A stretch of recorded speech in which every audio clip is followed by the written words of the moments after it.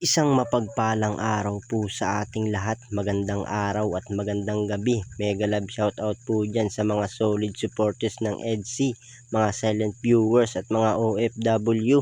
Shoutout po at kumusta po kayo? So yun, magulang ni Beyonce, pinatawag si Edo dahil may importanteng sasabihin. Ano ito?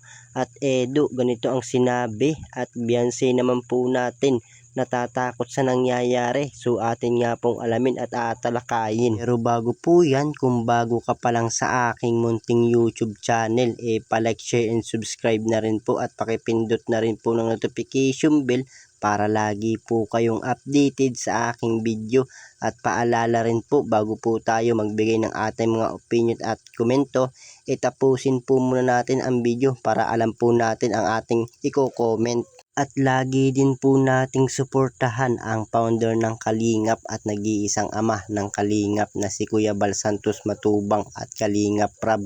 Yung sa mga araw-araw po nilang pagtulong sa ating mga kababayan, suportahan po natin nang sa ganun marami pa po sila malingap, lalong-lalo na nga po dyan yung mga kapos sa pangangailangan ay malingap nila. At ganoon din po ang kanilang may bahay na si Ate Edna Vlogs, Jackie Tapia. Huwag po sana tayo magsasawang sumuporta mga kalingap. At so yun, magulang ni Beyonce, pinatawag si Edo dahil may importanteng sasabihin. Ano ito? At Edo, ganito ang sinabi, at Beyonce naman po natin natatakot sa nangyayari. So atin nga pong alamin at talakayin. Pero bago po yan, maibang dako po muna tayo mga kalingap. Pag-usapan po muna natin ang EDC.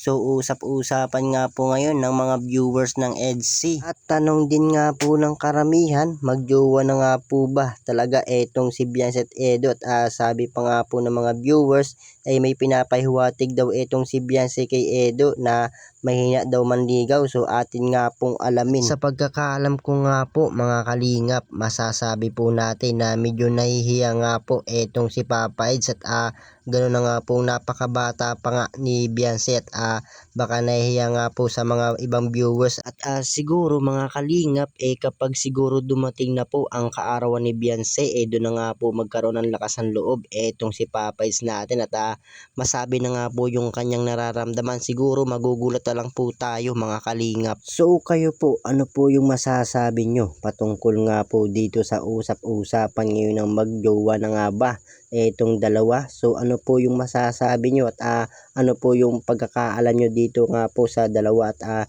sa mga pinapakita po nila sa atin, yung mga pagpapakilig po nila at yung mga masasayang moment. So ano po yung masasabi nyo, lalo na nga po dyan yung mga solid supporters ng EDC at alam ko na po na kayong nakakasubaybay lagi. So yun, balik na nga po tayo dito sa ating topic ngayong gabi mga kalingap. So magulang ni Beyonce, pinatawag si Edo dahil may importanteng sasabihin. Ano ito? At Edo, ganito ang sinabi. At Beyonce naman po natin natatakot sa nangyayari ngayon. So atin nga pong alamin. Laking pasasalamat nga po ng magulang ni Beyonce at andyan nga po si Edo na handang sumuporta at ipagtanggol itong si Beyonce at lalo na nga po ngayon na may hinaharap nga po itong problema.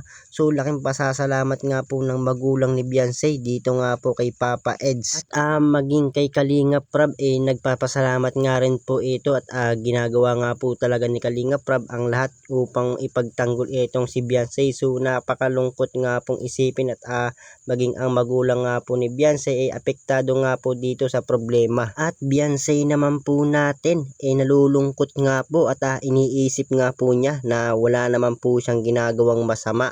So bakit daw po siya binabas?